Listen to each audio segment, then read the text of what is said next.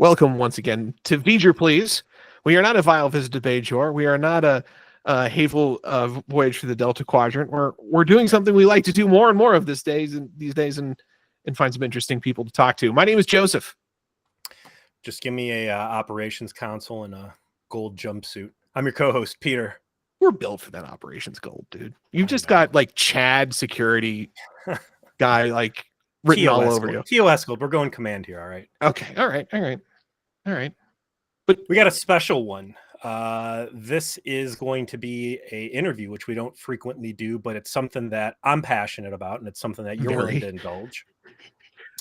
Peter, you're underselling it. One of the most famous stories you've ever told on this show is when you found these people, these very people we're going to speak to. Who are they? Well, I'll turn it over. The creators of Artemis and the producers of the Armada gaming event. Gentlemen. Well, hi, welcome to, we're coming from Cleveland right here. I'm Mike Substelny, and this is Thom Robertson. And we have Darren Bright. Okay, and Thom is the guy who created this amazing game of Artemis. Excellent, out of sir. Own imagination. So what is Artemis? And if I can just real quick throw my experience out there, Artemis is potentially one of the best video games I think was ever made. If you're the right group of nerds with the passion and the desire to get in with some networking cable and commandeer someone's living room and have the ultimate cooperative player experience that really does a great job merging teamwork and science fiction and it's a little bit of live action role play and just cool vibes. Artemis is a video game that you network several computers together. Each one functions as its own duty station aboard a simulation, a bridge simulation. You've got captains, you've got navigators, you've got weapon systems and engineers. And we're all here for Star Trek. Or one of my favorite things about the Artemis program is it's a little IP agnostic. Maybe it's Battlestar Galactica. Maybe it's Hammer, who knows? Maybe it's Sequest. Whatever your fancy, you're able to get this thing up and running and start doing Starfleet bridge commander stuff and having fun with your friends. And it gets real fancy, as I found out in 2022. You certainly did. You've discovered this at its full bloom. You had no idea of its true power. And gentlemen, he was a changed man after he found the Armada event. He was a changed man. There was his LARPer needs met his Trek needs in a way he never thought possible. Oh, we're very happy to hear that. So you want to know something about the game? Absolutely. Please. Well, it's sprung from the imagination of this fine gentleman, and I think we'd love to hear how that took place. All right, Mike. So Artemis definitely came from, was completely inspired by Star Trek. It came from a far distant place in the past. I grew up with Star Trek like everybody did. And back in the day in high school, my buddies and I all had our Commodore 64s. And I was 18 when I had the idea of linking those Commodore 64s together with wires and making some sort of networked Star Trek bridge simulation where everyone could do their own job on their own computer. I even built some wires and wrote a little bit of code, but it never actually went anywhere back in 84 when I first had the idea. And then in about 2010. 1984. Well, I wasn't around back then. I love hearing about your. Oh, man. That fact that that's what triggered Siri or whatever that digital assistant was 1984 specifically. If you had done that in 85, we would never have known. No. Well, that's a good year. If you want to talk about years to time travel to, 84 would be a very good one. So I have a question just based on the time frame you're talking about here. My first, one of my first exposures to Trek is doing a bridge simulator thing was DOS Trek. I don't know if you remember. I see nodding of your heads, and I'm warmed that you have nodded your heads. So I was playing that. I'm a little bit younger than I think you guys, so I was doing that in the early 90s. But is that Was that within the capacity of that era, or were you even still like kind of far from that kind of experience with the Commodore days? No, it was within the capacity. I mean, yeah, Okay. I grew up with all the oldest games, the teletype Super Star Treks and the DOS Treks and the early Interplay games. Oh yeah, the point and click adventures, yeah. And that kind of thing. In fact, I was working at Interplay while they were making Star Trek Starfleet Academy. Go on. Yeah, back in the day. But it wasn't until 2010 that my muse said, look, you've got all the pieces, there's no excuse. Revisit that ancient old idea from 1980 and make it. And so it was summer of 2010 that I wrote it in a burst of creativity. And essentially, it's Mike here who was the first to be aware of that, because I called him up and said, I made this bridge simulator. Come in, we're going to try it. Well, I think you're underselling the fact you worked at Interplay for the Starfleet Academy game. So it not only did you create a actual from the ground up bridge simulator game, you worked on the other bridge simulator game that everyone has played. Well, let me fill in a few, Brett. So I didn't actually work on Star Trek Starfleet Academy. It was across the hall from me. That's close enough. I was the lead programmer on Star Trek Secret of Vulcan Fury. I'm going to assume that everyone was talking over lunch over their Star Trek IP video game. You were there. You were part of that. Yeah. You were destined for this then. This has just been your life. Well, that was a failed game. It never came out, did it?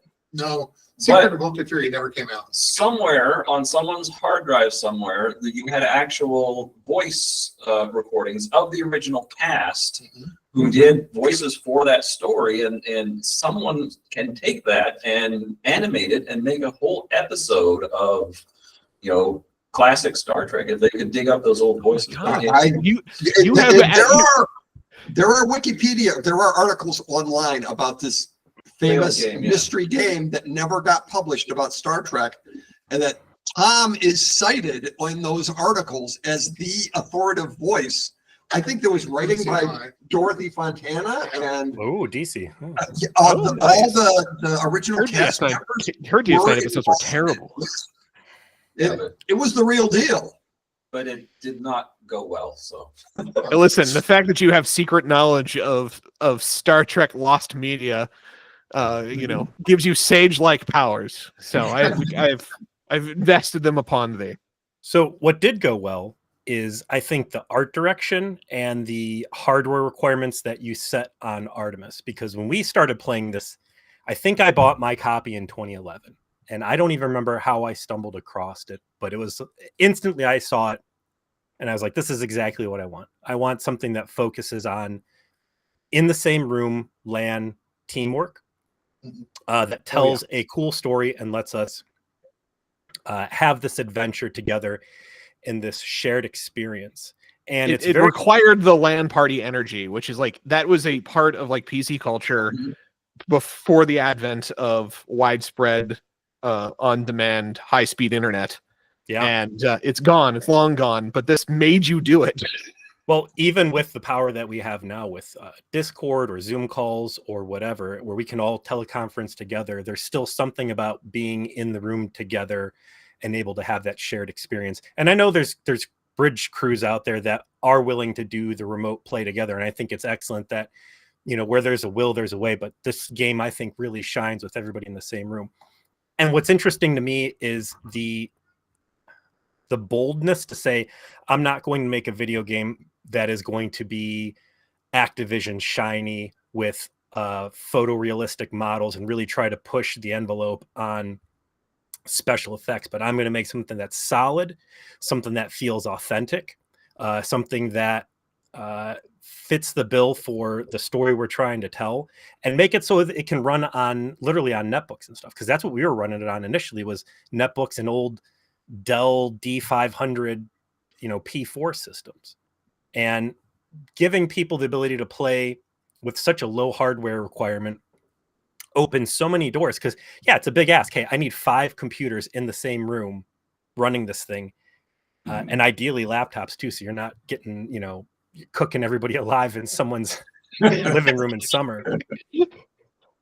But what was kind of your thoughts going in and designing this thing, and I think the great idea just to keep it simple and keep it accessible? Well, I'm coming at it from a different point of view. I've said for many years, kind of jokingly, that I'm not really a programmer. I'm a game designer who can program. And kind of part and parcel of that is that I've never, in my career as an indie game developer, I've never been cutting edge. I've never wanted to or needed to be cutting edge. I wanted to do interesting game ideas, not maximum number of polygons. Sure. And plus, when I put together Artemis in 2010, I was scraping together bits of technology that were even older. So I think it was just opportunistic. It was good that it came out that way, that I wasn't using the latest technology and I wasn't trying to push the boundaries. I was just trying to get across this idea of, as you said, working in one room with multiple laptops, to have that experience of bridge crew play. And lucky for you, the medium that you're simulating, original series Star Trek, you're able to nail the look and the feel of it effectively, while keeping that low hardware overhead. And I think that's a really nice marriage of like retro cool. So you invited Mike over after you built this thing. Mike, what'd you think when you saw it? No, it went kind of the opposite. And I want to, since this is a Star Trek podcast and you talk about episodes, I would like to hear Thom tell us what episodes he watched over and over while he was designing this game. Yes, actually. Oh, that's excellent content. Yes, explain. Well, Balance of Terror was a huge impact. Hold on. I can do the music in the background while you talk. Okay, all right. Because Balance of Terror had that scene where not only is the bridge crew on the bridge, but they're looking at the tactical display and they're examining the strategic plan, what's going on with the star bases, and right. Did we go this direction, and this is how fast we're going in which what's direction. the effective range of my opponent's weapon? What is their capacity to escape me? They're actually assessing the situation tactically. Yeah. So that classic TOS episode was I think very inspiring in terms of what was in my head for the game initially. That episode feels very much like 2 battleships calculating their naval gun distance type of tension of like, who's going to do the math right first? Who's going to get it exactly on the nose? Who's going to execute best? That's who's going to win in this. And it's amazing how well that episode communicates that with minimal special effects and minimal spackle. Because it was just like they weren't building on anything. They didn't have anything to over-explain. Well, so I agree with you on everything. And Mark Leonard. Oh yeah, he sells the antagonist without being evil, which is hard. It's a hard ask. He was such an important part of the larger Star Trek canon for his whole career, and it got his start in that episode. And to see him come back over and over again, and to be such an important part of Star Trek while he was alive, and it all started with Balance of Terror. Yeah, and the fact that led to Sarek, which was another role that was just perfectly suited for him. Peter and I, we've reviewed the original series movies as part of our Patreon contents. We've gotten through all 6 of them now. Well, actually 5 of the 6. We never reviewed motion picture because we felt like the Red Leather Media video on that was kind of iconic and couldn't be topped. But we may decide to do it at some point anyway. But Mark Leonard showing up and kind of providing this consistent voice as Sarek through those films was just like this big unintentional joy that we got out of watching the whole series from 2 to 6, because those are the ones he's in. Even in 4, a movie that Peter did not like, him showing up at the end and having that heart-to-heart with his son where he kind of disappoints him, but he lets it go in a way that like only he's able to like hit the mark with it of Spock saying like, they are my friends. And he just kind of like sighs ever so slightly and is like, yes, of course. Guys, Mark Leonard. Mark Leonard was in Star Trek: The Motion Picture. He played the Klingon commander in the opening scene. Did The he? Klingon commander. Not Yeah, a so not he a memorable played role. a Romulan, a Vulcan, and a Klingon. Oh, okay, the You've got trifecta. to do that movie now. Oh, fair enough. Good on. So, Mike, go ahead and continue us on, though. Tell us the story of this grand design, accidental genius. So, we have a lot of parties at my house. My wife's in a wheelchair, so she can't visit a lot of people, so we have everyone here. And one day my phone rings and it's Thom. And he says, Mike, I've got this new game I want to test out, but one person can't play it.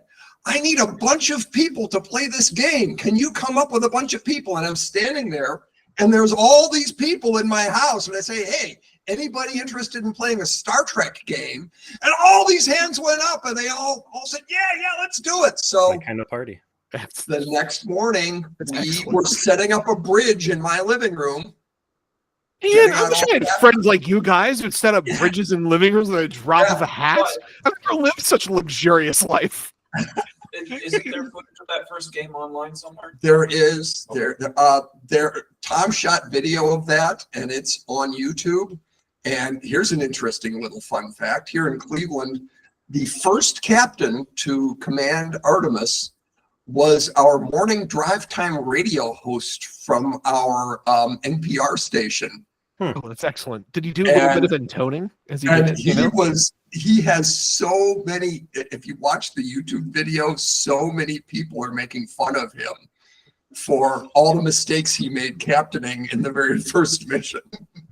Was he doing it with his dulcet NPR voice, though? Was it like a calming, commanding voice? It feels like it's about to tell you something about wheat harvest problems in Nebraska. Am I about to learn something? So yeah, that video is out there, and it's pretty. So this funny. first one's a hit, obviously, like as much as the bad captaining by someone at NPR, but. Everyone saw the magic happen. Was that what happened in the room? Like, yeah, this rules. Thom described it to me in that phone call. And then the next morning, I'm moving around the furniture in the living room. And my wife is saying, what are you doing? What's going on here? But I got it. From Thom's description, I knew exactly what we needed to build a Starship bridge in the living room. When Thom showed up, boom. We've got a Starship. Isn't the story of Galaxy Quest is people like ourselves being called to action in that very moment? Like, it's time to put together the bridge I always knew I could do in my head. Now is the time. My wife said it would never happen. She was wrong. So the video game releases, and all of a sudden people have the ability to play with this product in their own home. And you guys shipped it with a couple experiences, a small campaign. And a lot of that, at least in the 2011 era, was patrol through the sectors, stick to a loose mission script, scan some craft, wait for someone to get randy with you, and then battles ensue. Mm-hmm. And that is incredibly satisfying, and that's all the mileage you need right there. Maybe you hit the pause button and do an away team down to 7-Eleven and get some Slurpees before you come back offshore, leave and get back on. Maybe you take the shields down to just make your life spicy. Like in DOS Trek, if it gets a little too easy. Let's see what happens when we're riding dirty. So that's an amazing product on its own. And I would have been happy to play in any iteration of that, in any opportunity I had. And to be fair, once you get old and turn into an adult, getting 5 to 6 of your friends in the same room together becomes hard, let alone with computers and everybody having time to play. Not with these guys, apparently. Damn. So I become aware of something in, I think, 2021, this Armada convention. And Mike, I think this is where you really start to come in.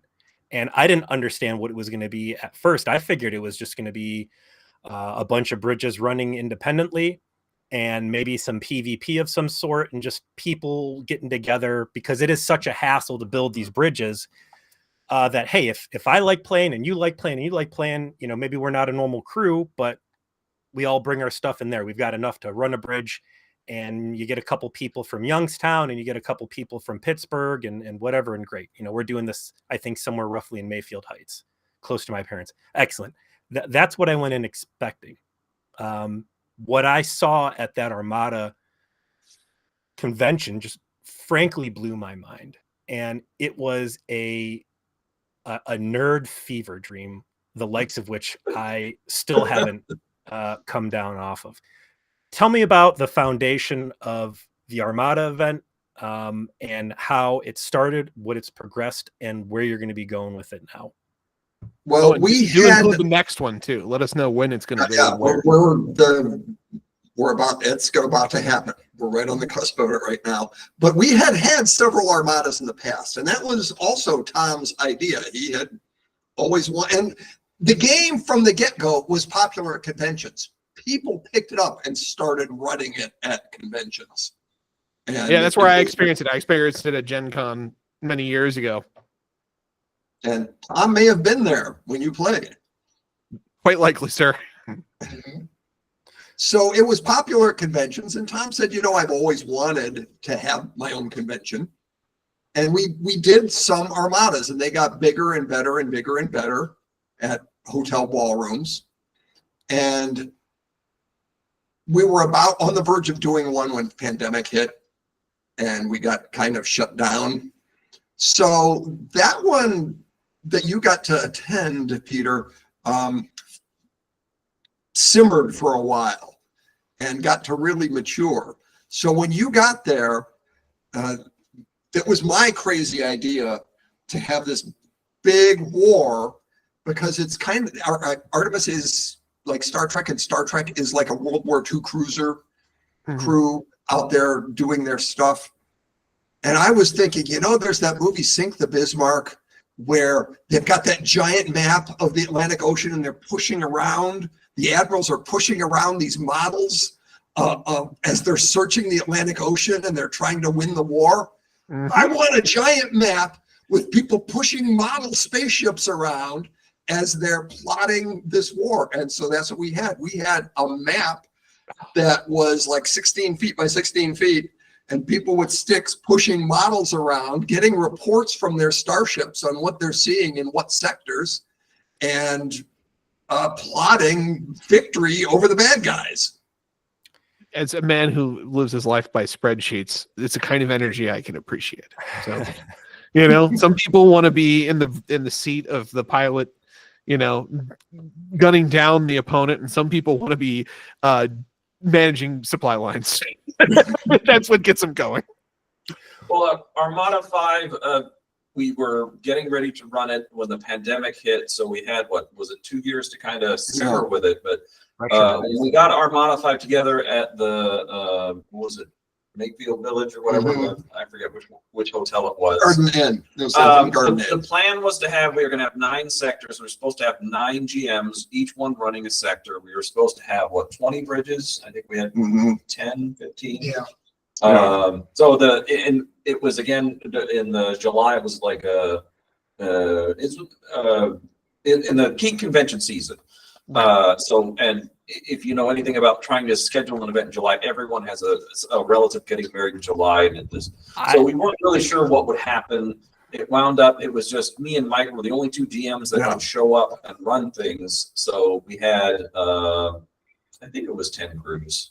Yeah. And so Mike and I could each sort of take a sector and sort of run a war there, but the other 6 or 7 sectors we weren't necessarily paying much attention to. So yeah, it was intended to have 9 game masters, and we ended up with 2 game masters. But trust me, we've had that experience in our own way. Like up in national events, you're counting on a big staff. You wind up with who you have, and you just got to run it by the seat of your pants. So I have all respect. Whatever Darren, it should have been versus what it was, you could have fooled me, because that thing ran very smooth. And I want to cut in real quick. Let's do it. Joe and I have a lot of experience running gaming events, and it cannot be understated. It is not easy. It's one thing to say, "Hey guys, come on over my house.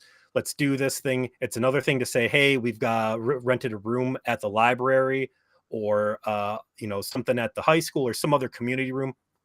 But you start talking about getting in bed with hotels, and event coordinators there, and the expectation of how many of the rooms you're going to be able to fill, and contracts and this and that. And especially like you're saying, July, we're in a crazy world right now, especially coming out of COVID. People were in revenge mode for vacation and for in-person experiences, and every space is at a premium. Ohio's crazy for a bunch of different reasons.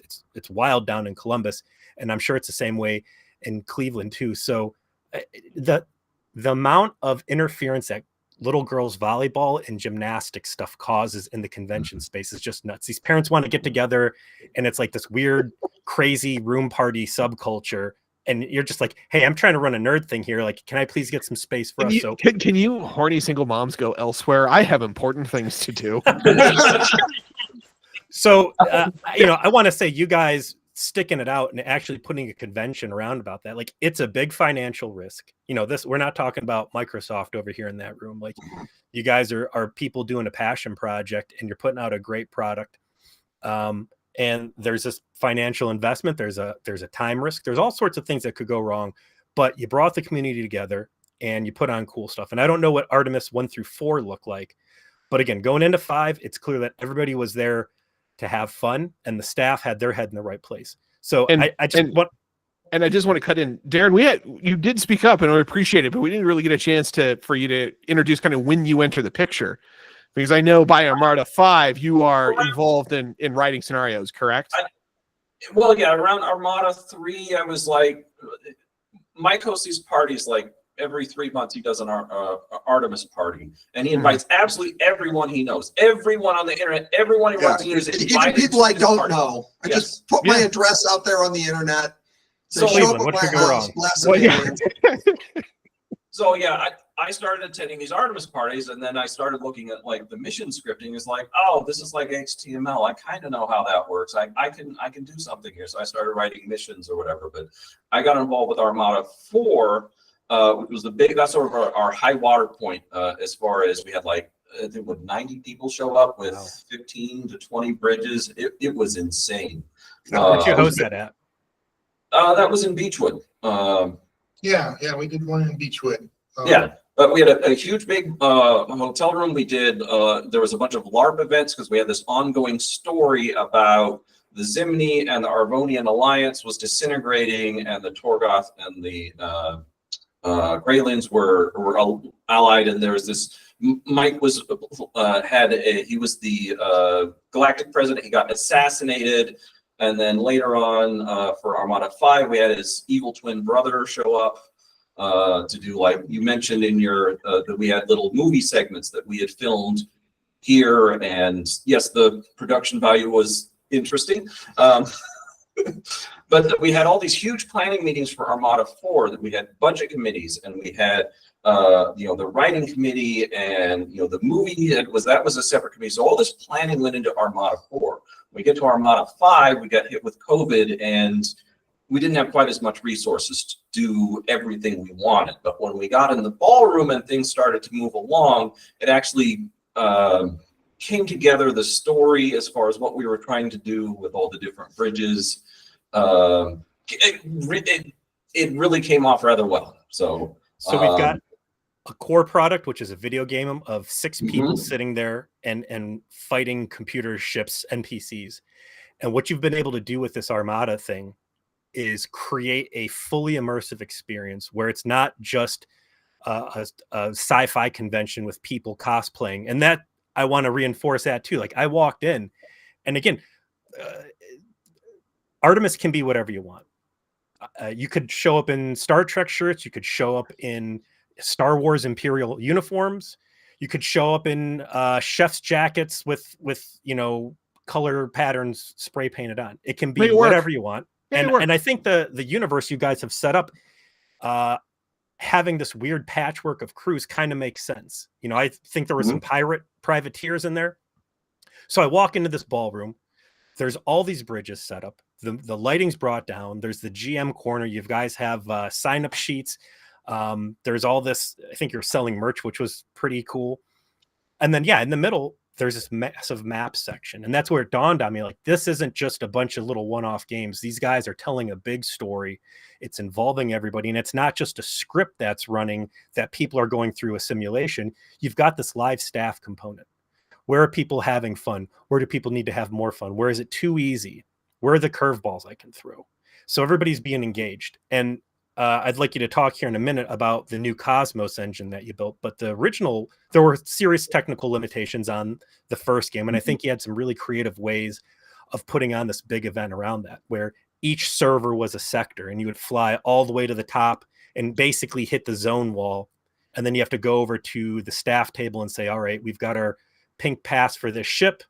And then you get the keys to the next ship and you load into the next server where there's already a ship down there waiting, and you continue your journey. I think that's really cool. Like travel time in games and the weird stuff that can happen along the way. That's neat from a team building, like communal experience on that. And while these ships are zipping around, you've got these guys playing the admirals and they've got their eye on the big war.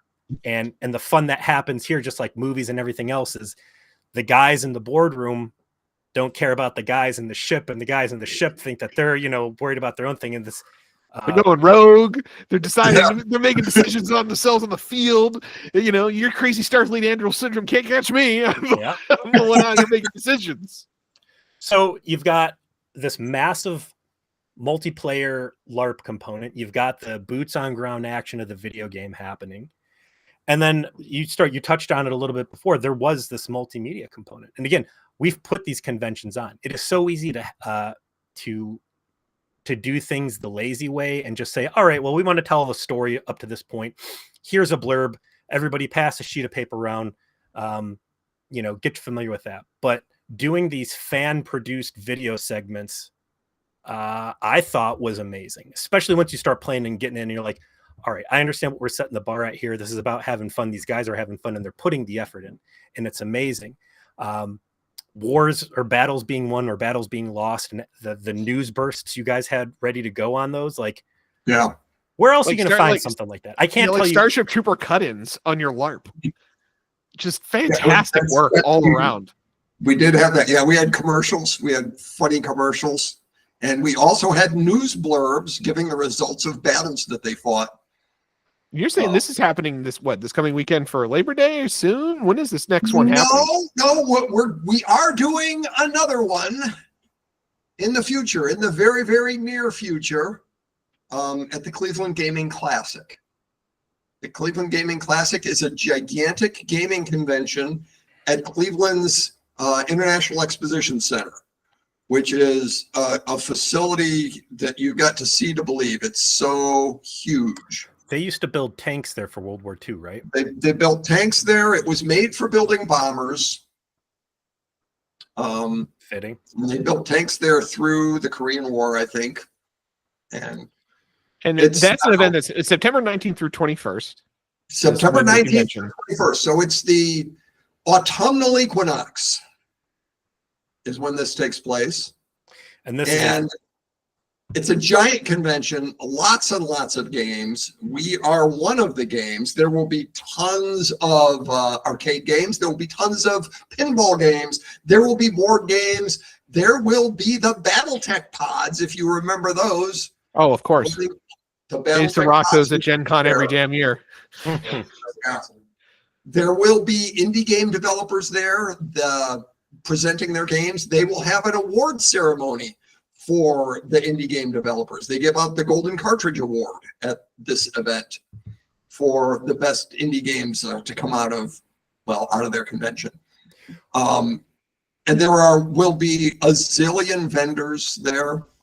It's like Comic-Con level of a vendor hall. It's so huge. But it is not Comic-Con level pricing on that. I want to say a whole weekend pass was like $60, and it was something like, oh wow, 25 or 35 for one night. So what is your what are you guys going to be running there exactly? So we're going to have 4 bridges there. We're not inviting people to bring their own bridges because we don't have the ability to just add space. We've got to work with the space that they're giving us. We are bringing our own 4 bridges that will be used for, will be letting the public learn to play Artemis. That's what we've always done at this convention and other conventions. But we also have our Armada type events there. We will have bridge versus bridge battles. That's something you can't just do anytime. That you got to have a big room with 2 bridges in there and let crews fight with each other. We will have a giant war similar to what you saw, except it will be all on one server because the new software can handle that. And it's going to be most of Saturday afternoon. We will have some presentations on. Yeah, it's not quite a full Armada. This is actually sort of a dry run for the next Armada, which is still, we're in the planning stages of that. But this is actually you can't produce a bunch of fan content to do drop-ins on battle results, Starship Trooper style all the time. You've got to have the ones where you like teach people how to play the damn game. Like a test run to get Cosmos out in front of people and see how it runs in a larger setting. So I don't know if Tom, I was about to say, like, I know a new version of the game is just kind of come out recently. It's a big technological step forward, relatively speaking.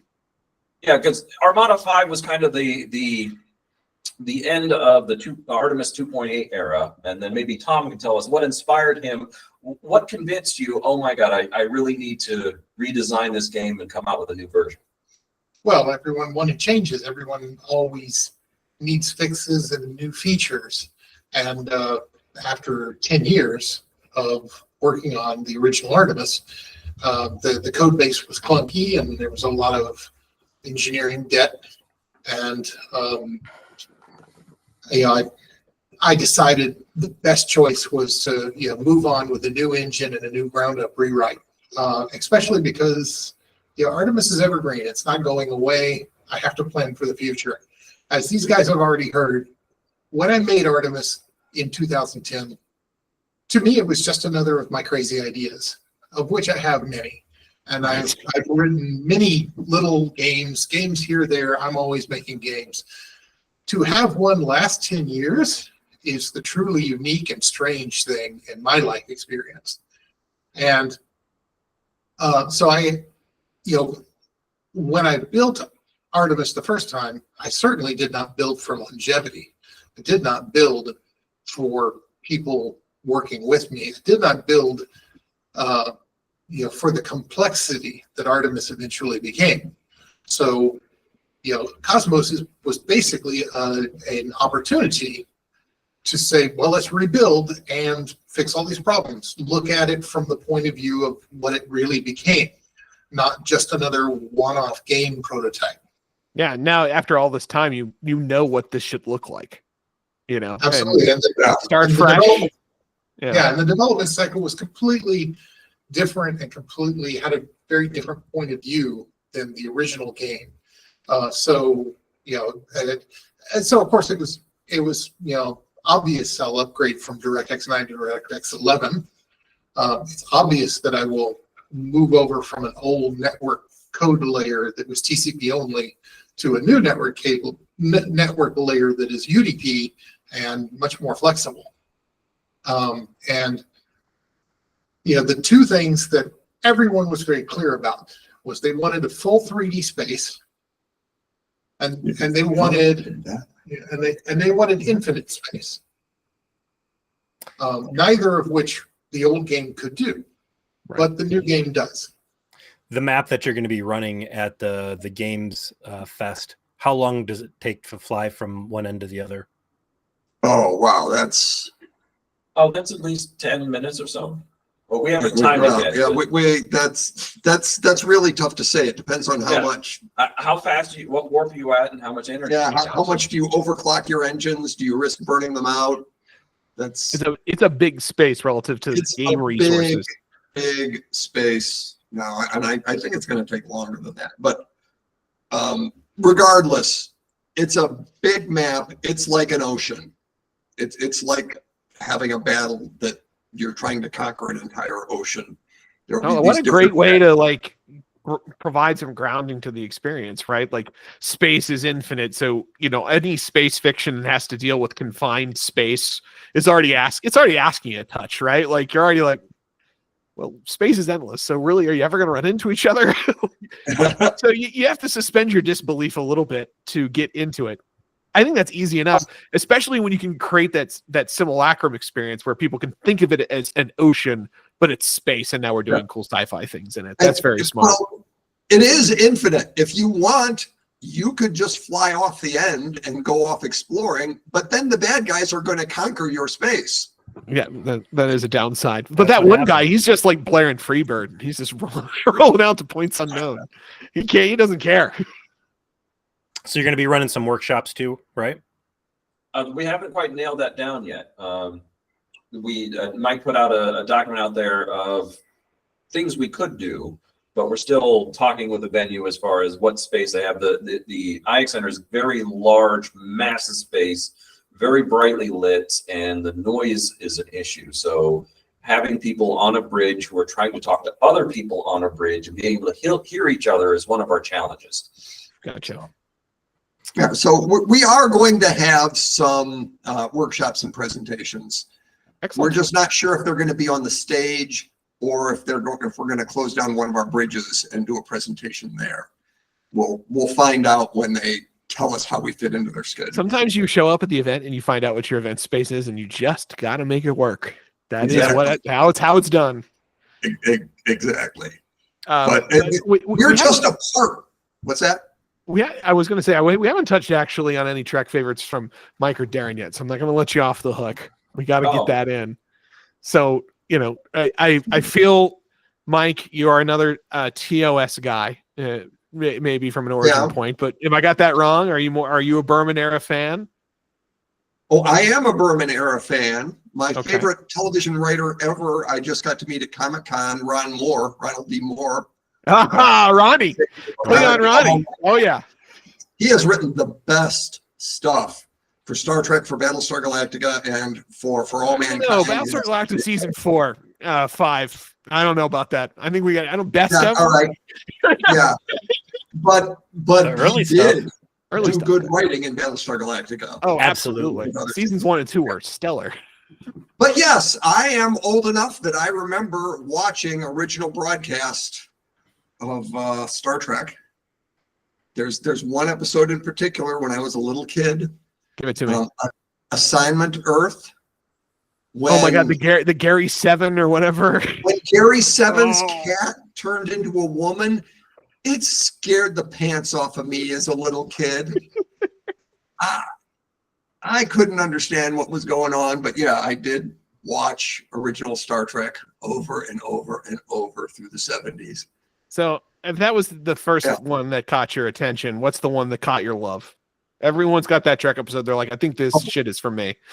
The Doomsday Machine. Oh my gosh. Yeah. That one hits on all cylinders. Come on. Norman Spinrad wrote it and Mark Daniels directed it. The best writer, the best director. Where's your crew? Good. They're on the 4th planet. There is no 4th planet. Don't you think I know that? Yeah. William Wyndham, he did not overact. He was the crazy Captain Queeg there. Well, it wasn't so much Captain Queeg, he was broken. Like, oh yeah, everyone under my command except for me is dead. A captain's worst fucking nightmare. Yeah, it's so good to the F-bombs just got us, Joe. Oh, damn it. We got deep. Worst nightmare. Absolute worst nightmare. You're a captain. You're supposed to go down with your ship. You're supposed to go die before the rest of your crew. And exact opposite. You try to save their lives and you have to listen to them die. And real quick, I mean, there's world eaters in Artemis too, right? Yeah. There are space monsters out there. There are indestructible space monsters out there in Artemis. Yeah. This is the Doomsday weapon. Yeah, but the space monsters are part of this universe. Good episode. Good choice. Darren, please. Where in the Trek continuity did you fall in love? Oh, I remember watching the original series with my dad. Just Same. you know, Renting them from Hollywood Video, 2 episodes at a time on VHS. That's how we no, it did was it. just, you know, it was in syndication, and if it was on, my dad would watch it. So I just absorbed it, with him. But later on, I watched a lot of TNG. Saw a little bit of Deep Space. So I've also seen the animated series. Most of the Trek series I've seen bits and pieces of. I sort of a bit more casual, dip in, dip out. But the last episode I saw where I'm like, yeah, this is awesome, this is Trek, was actually Star Trek Discovery, and I have some very good opinions on that. But when they got to the episode where they're trying to communicate with these aliens that are like wiping out entire star systems, and they're like, the universal translator doesn't work. How can we talk to these aliens? Oh, we can use math. I'm like, yes, finally, you have finally established science fiction bona fides. That is absolutely what Trek should That's be. from Contact. Carl Sagan wrote about this. Yes. So I had a lot of mixed feelings about Discovery, but they won me over with that episode, and then they broke my heart later. But that's You know what? God bless you. Like it's a hot mess. We're new Trek haters on this podcast. I'm not gonna sell out differently to you guys. But yeah, I try not. I do. Don't worry, I'll hate enough for you two. I got you covered. Don't worry. I will though. If I'm gonna take the advice of one of our fans who always reminds us that you have to try and find at least one good thing in the thing that you watch, like that's a good habit to be in, so that you don't become too jaded or cynical. I would say that the fact that Cronenberg shows up as a regular character on Discovery, playing some weirdo that ends up being Agent Daniels, I thought was a nice touch. It was. Yeah. All right. Like all right. That's my one nice thing is that you've got Cronen. You cast a body horror director to play a character from Enterprise. Well, also in Strange New Worlds, we just saw they had an Atari 2600 on the Enterprise. Listen, I don't acknowledge Strange New Worlds anymore. It's like the child who disappointed me and I kicked him out of the house. So we've got Atari on the Enterprise. So we've got the Cleveland Gaming Classic coming up, and that is going to be a 4 to 5 bridge spectacular, a little bit of PvP, a little bit of campaign play, and that's a little bit how to play this game, which is all very nice. Get the new blood in. Which speaking of which, how is a new you getting a lot of kids involved with this? I know you mentioned that the game's being played at some computer summer camps. Are you asking who is buying the game, or I'm asking who's playing playing and it? enjoying the game? Are you seeing are you getting engagement from a younger generation? Well, I would say yes, because the number one way that people play the game is through conventions, and there are always people who pull together 6 laptops and take those laptops to a convention to run Artemis. Those people have been basically the game's lifeblood since the 2010s, because they're the ones who are always showing it to new players. And I don't have to do anything. They bought the game from me. They run off to do their own presentation or set up Artemis to play at their own convention. And I call these people operators because that's what you call people who buy their own equipment and shuffle it around for better. And bless you for having that attitude, by the way. It was missing in a lot of game developers these days. Well, but I mean, as far as I'm concerned, the operators are one of the best things to happen to me in my game. So of course I want to, and I cry to these guys all the time that I don't talk to them enough. I don't support them enough. I don't, connect with them enough. And many a time I would run into an operator who's been operating for years at local conventions for them, and they never reached out. And I'm so frustrated. Why didn't you? I have a forum. I have a contact form on my website. Please tell me how you're doing my game and how I can help you do it better. Nice. Those guys are always finding new players for me, and they tend to be younger, because when you're at a convention in that situation, there's just 6 laptops in a corner of the gaming room. then the children are the first to come up and try it. And kids, I'm talking 7 to 12 years old, if they can read, they can play Artemis. And they pick it up like that, and they play very well together, and they teach everyone else. Wow. Yeah, I bet they do. They get into it, and now they want everyone else to know how cool it is. That's exactly for you. Yeah, the kids get it the fastest. And we will get at a convention, we will get kids hanging out at the bridge to teach the adults that show up the ropes. Here, let me show you how to steer that helm console. I do think I could have used that at Gen Con about 8 years ago. I don't know. There weren't any children to teach me what to do. I think I flew into a gas giant. It wasn't good. So we got the the Cleveland Game Classic. You'll have some fun stuff there. It'll be a great chance to really stress test Cosmos and see how that's looking. And then I'm not surprised, but I'm happy to hear that there's another fancier Armada lurking in the wings, gathering strength and getting ready for another big splash. So I'll be up there. I'm excited. Great. Again, I've been waiting to get back in the seat since 2022, especially in the great atmosphere that you guys build. I appreciate you coming out here. Before we get ready to wrap things up, is there anything else you guys wanted to say or things to toss out there? You mentioned the forums. You want to get some social plugs in there and how to find and how to connect and how to buy the game? Sure, absolutely. The basic website is artemisspaceshipbridge.com, all one word. You can go there. You can buy a bridge license directly from me, DRM free download, or you can go to Steam and buy a seat by seat copy, $7 per player. So Steam, is a perfectly legitimate way to play Artemis, depending on what your players want and, whether they're Steam savvy and, this kind of thing.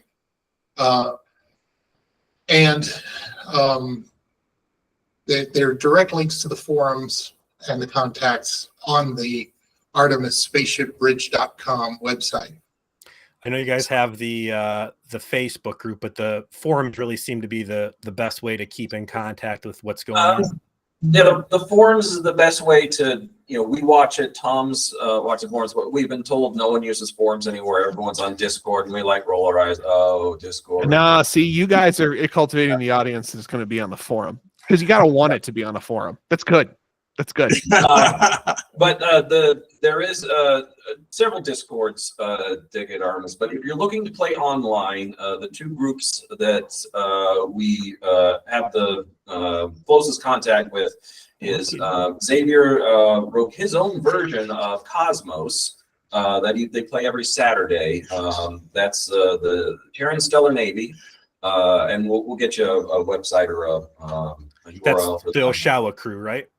No, that's the Canadian group, which I'm not sure if they're still playing anymore. They may be on hiatus or something, but no, the TSN is its own special thing. They do more role playing. So you show up, you start as a cadet, you earn your ranks, you have to test your ranks, and then they have these scripted missions that they run through with GMs every Saturday for 4 hours. And that's just a very interesting experience if you're looking for that kind of role Darren, that play. beautiful cat wants your attention so bad. Yes. It's awesome. The other group He's so polite too. He's like, please, sir, I would like you to pet me. The other group I play on Tuesday nights from 8 to 10 is called Eastern Front. They're a pirate group, so they're much more casual. Nice. We love new players, but we play every Tuesday night from 8 to 10 p.m. Usually it's 2 or 3 games of the old Artemis 2.8, and we're starting to play test the new Eastern Front mod for Cosmos.